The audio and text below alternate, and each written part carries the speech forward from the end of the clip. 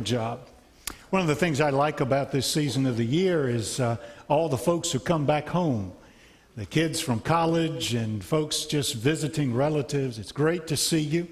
And I hope if we haven't connected yet, I'll get to talk to you personally before today gets by us or the next several days get by us.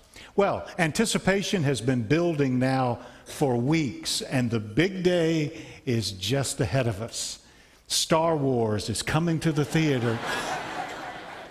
And a lot of people are excited about that. I don't know if you are or not, but they've already sold, $1 billion worth of toys just anticipating the movie coming out. And I wonder, that's not my kind of movie. I'm not that excited about it. But it does definitely connect with people. And I think the reason is because there's a longing in everybody's life for the transcendent, for something that is beyond us, for the mysterious. And that's exactly what the Christmas story is. It's about transcendence and something beyond us. Even your atheistic friends, and they're good people, I know that, even those who don't believe in God at all, they've got eternity in their hearts as well. They've got a longing for something beyond themselves. And so they'll line up for the movie, or they'll fill that void with something else. This is a wonderful opportunity for you and for me to share the message of Christ with them. So I hope you'll do that. Go to Luke chapter 2, the traditional Christmas story that we will be telling and retelling as the days go on. I want you to concentrate on verse 7. And they had Jesus, the baby Jesus, and laid him in the manger because there was no room for them in the inn. Mary and Joseph are on a trip. They are on the trip from Nazareth to Bethlehem. They're trying to get there.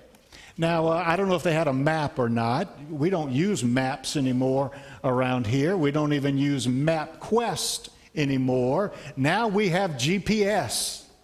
And the latest iteration of that at my house is Waze. Do you have that app on your phone? Waze. It's changed my life. It makes it so easy to get around. It's not just a GPS. It's not just satellites. It's a community out there on the road with you. You're not alone. There are other people on 95 or moving around the city that are also connected. And so what Waze does, I'm getting kind of excited about this. I really am a promoter of it. What Waze does is it's got the satellite, but also the community that's plugged in gives their information. And so if somebody sees a policeman, I'm sorry, police folks here, but if somebody sees a policeman, they let us know. They know where you are. They tell us. If there's a car disabled on the road, it tells us many hundreds of yards before we get there.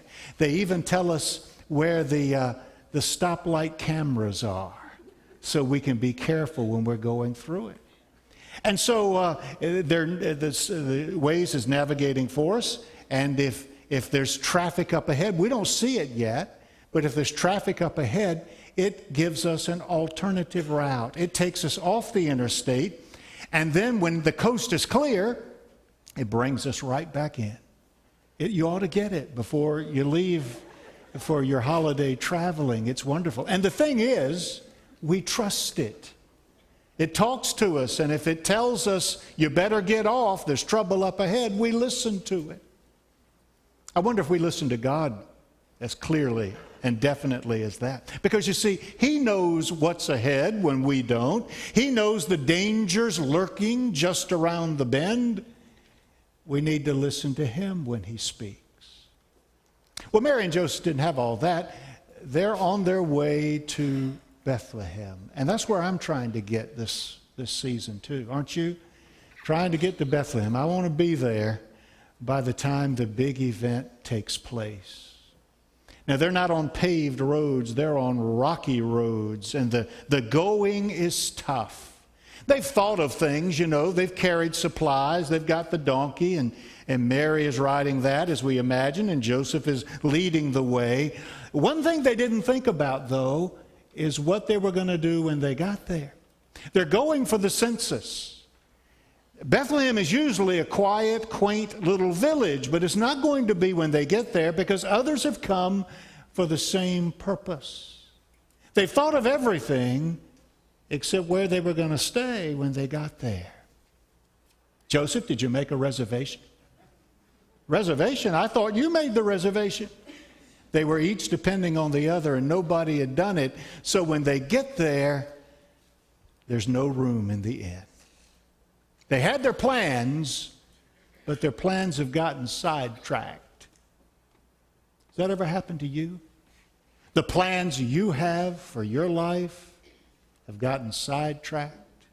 Maybe you've been flying in an airplane and you got diverted. You were going to New York, but you landed in Syracuse instead. You were going to California, but you had to stop short in Salt Lake City. You got diverted because of weather or something else. Your plans changed quickly. Somebody you love is driving down the road and there's an automobile accident and everything changes all of a sudden. Has that happened to you? You had plans for your career. By age 30, you were going to be here, but you're 35 and you're not there. Your plans changed. You had plans about marriage, but it didn't happen. You had plans for your kids, but they've taken a different path, not of your choosing. Maybe you had plans for Christmas. Now that's changed because of a sudden illness or a surgery that you weren't planning on right here in the middle of December. Our plans can so quickly change. And so it was for Mary and for Joseph. Thursday up in Boston, early morning commuters got on the train at Braintree Station, a suburb of Boston, heading on into work. Same train, same time every day. But on this day, 50 passengers on that 6-car train have the ride of their lives. The operator of the train at the station steps off for just a moment to handle a procedure, and it's still being investigated, but what they think happened, he stepped off without properly securing the brakes. And as he steps off, the train begins to speed away. And it breezes through 4 stations with terrified passengers until they manage to cut the power to the rails. Nobody was hurt, thankfully. But because they didn't have the brakes on, the train got away. You ever feel like your life is like a runaway train? Especially here at Christmas time, it's just getting away from you. Family obligations and gifts and parties and all kinds of things swirling around you. You've lost control of it and you don't have any joy in it. You're just trying to endure it and get to the end of the season. Do you ever feel like your life is a runaway train with some kind of addiction you thought you could control, and you did for a while, but now it's gotten the better of you? What happened? The braking system wasn't engaged. You didn't put on the brakes, and now your life's out of control. Plans can be easily disrupted. Now, when that happens, if it's happening right now, what are you going to do? Let me make a couple of suggestions. When you find that life is getting out of control and your plans are not coming true. Number one, look for the hand of God in it all. Don't forget God. He's there, and He's not lost control. Look for the hand of God. What could God be up to in this situation? You know, scholars wonder why Mary was on this trip anyway. She didn't have to go. This was a male thing, a male-dominated society. He could have handled all of that registering himself. They say, well, you know, she was expecting a baby and she didn't want to be left back in Nazareth by herself at that crucial moment. And Joseph didn't want her to be left alone either. Even though it was a rocky trip, she went along, some say, because she had heard the prophecy of Micah in the Old Testament. that said that the Messiah would be born in Bethlehem. And she lived in Nazareth. She wanted to be a part of what God was doing. She wanted to be in Bethlehem when her baby boy came. Look for the hand of God. In the summer of 1992, I went to the Southern Baptist Convention. I try to go most years. It was in Indianapolis that particular year. And Audrey and I would usually go on Saturday leading into the week, and we'd made our reservation. And then there was a death in my church, and we needed to stay for the funeral on Sunday, and we left out Sunday afternoon, just after the funeral. But we lost our reservation. We weren't there when we were supposed to be. So we get to the hotel and there's no room for us. Well, I've got a secret weapon, and her name is Audrey. And she went over to the desk, and I don't know what she said, but when she was through, we got upgraded to a suite. And not a typical suite, a 2-story suite. Have you ever stayed in a 2-story hotel suite? Had a spiring staircase. It was the most incredible thing I'd ever seen. And I was just thrilled with it. Ordered room service and all the rest. And all during the week, I'm inviting all my friends I run into at the convention. And I'll just say, how's your room? Come on up to mine. Let's talk. And because I wanted them to see how I was living. Make them a little jealous, I suppose. My plans were disrupted, but I got a better deal. At that Indianapolis convention, one day I get on the elevator at the hotel, and it's cramped and crowded, and I look beside me is a guy I've never met, but I look down at his name tag, and I recognize the name. It's Jay Wolf, who had just a few months before ended his pastorate here and moved to Montgomery, Alabama. Well, I'd always wanted to meet him, and so I said, Jay, I'm Don Davidson. I'd love to meet you. Would you like to come up to my room? He said, sure. So he and his little boy, Jason, went up to our room, and for 45 minutes we sat and shared our hearts about ministry and the gospel and all the rest. The next day I ran into him again. He said, Don, I've been thinking about this, praying about this. I want to recommend you to be pastor of First Baptist Church of Alexandria. And I was speechless. I didn't know what to say. I probably mumbled, okay. And he did, but the church was far along then. The committee had already found somebody they wanted to recommend, so nothing came of it. A few years later, the church again needed a pastor, and he recommended me again, and it didn't work out. Then 10 years ago, the church needed a pastor again, and Jay recommended me, and this time, I guess they were tired of hearing my name, but this time it happened, and they gave the boy a shot. But you know, it happened, it only happened because of that day in that elevator when I met somebody. It changed my life, and maybe in some way changed yours too, that encounter. But if I had a room with 2 chairs where we'd all have to sit on the bed to talk, I wouldn't have invited him up. We never would have had that conversation, and it wouldn't have happened. Look for the hand of God. Man proposes, God disposes, Thomas à Kempis said. And it's absolutely true. When your plans change, when you get sidetracked, look for an alternative. Look in another direction for what God may be up to. Don't give up. Don't say, well, it's not happening the way I thought it was going to. It's not according to my plan. And you just throw up your hands. You're still in the midst of your story. Your story's not over yet. God's still writing it. So look around you to see where God may be leading you.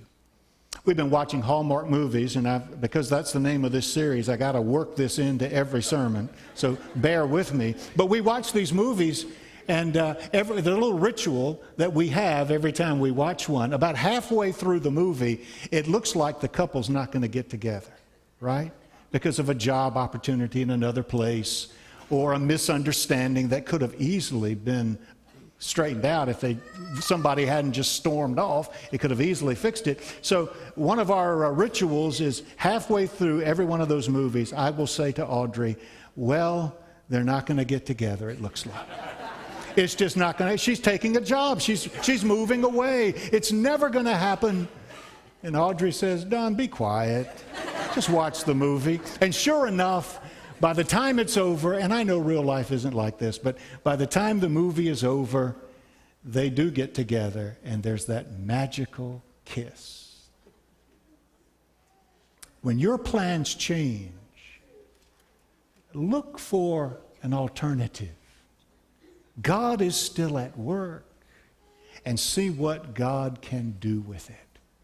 So they get to the inn, and you know, don't you, that we're not talking about Courtyard by Marriott. We're not talking about the Hilton. The inn was probably just one man's house with a spare bedroom. Airbnb more than a Hilton. And he would open up his home. Maybe it was a shed attached to the house. But they get there, and that's the room, and it's taken. Let's not get mad at the innkeeper. In fact, there's no innkeeper even mentioned in the story. There must have been one, but we're not told that. Let's not be angry with him. What's he supposed to do? Somebody else got there first. Is he supposed to put them out on the street? Is Joseph and Mary's emergency a crisis for him? No, he's got somebody in his place. My question for you is there any room in your life for Jesus? I'm not talking about keeping Christ in Christmas. I think we're doing that pretty good at First Baptist Church. Christ is at the center of it. But I'm asking you, is there room for Christ in your life, in your heart, week by week, month by month, year by year? Paul said, for me to live is Christ. Can you say that? That your life is consumed with Jesus, that he fills your heart. The problem often is that something else got there first. You're not bad people. I know you. I love you. You're not bad people. But you filled your life with other things. Some are bad things, and that's sin, and you need to repent and get that out. But a lot of it is very good things. They just got there first. And so you filled your life with this and that, and now there just isn't any room for Jesus. Because you see, he doesn't want just a corner. He wants to be at the center. And if you don't give him your entire life, he's not coming. You've got to open up the door and say, Jesus, come in and fill my life. Be my Lord. But if you're filled with other things already, there's no room. No room in the inn. I think about the precious children of our church, and you saw this incredible youth choir singing at the beginning of the service. I don't know any church that has a youth choir like this. And they're beautiful, and they're handsome, and they're talented, and they're committed. I see them, and then I see the scores of children streaming out of here on their way to their own service on Sunday mornings. And I see them in Vacation Bible School, and I saw them last Sunday night at the Hanging of the Green. And every time I see it, I think to myself, what an incredible church this is to be a child in, to be a student in. And what we're trying to do here is give these young people the building blocks they need to build a life of faith. We want to get there first so that they can fill their life with Jesus before other things come along. And I want to remind you, they are under incredible pressure. Other things pulling, bad things and good things. They can fill their life, every one of them, they can fill their life with good things that leave Jesus out. So parents, I want to say this to you. We're doing the best we can. We're giving them the best we have. We want to do it in cooperation with you. So help them to see at these crucial days in their lives how important this is. Not many are going to be Olympic athletes or NBA stars, but every one of them can be a radiant, strong Christian if that's the way we point them. Let's work together so that their lives can be filled with Jesus early on. And he can fill you too, but some other things have got to be pushed aside. You got to have some cleanup time. Get your life cleaned out so that Christ can come and fill you with all that he is, and you will never, ever regret it. That train in Boston got away, scared those folks nearly to death because the brakes weren't on. But you know, that wasn't the main problem, was it? The main problem was there wasn't anybody at the controls. If the operator had been in his or her place, they could have put the brakes on. Are you leading your life right now, not only with the brakes not on, but with nobody in control? I'm going to challenge you today to let Christ be in control of your life at Christmas and always. Give him all that you are. Give it to him first. Jesus said, as he was in his Sermon on the Mount, famous sermon, he said, not to worry about this and that, money and stuff like that. He said, seek first the kingdom of God and his righteousness, and all these things will be added to you. The things that matter, the things that are important, they will come along when first you give your life to Christ.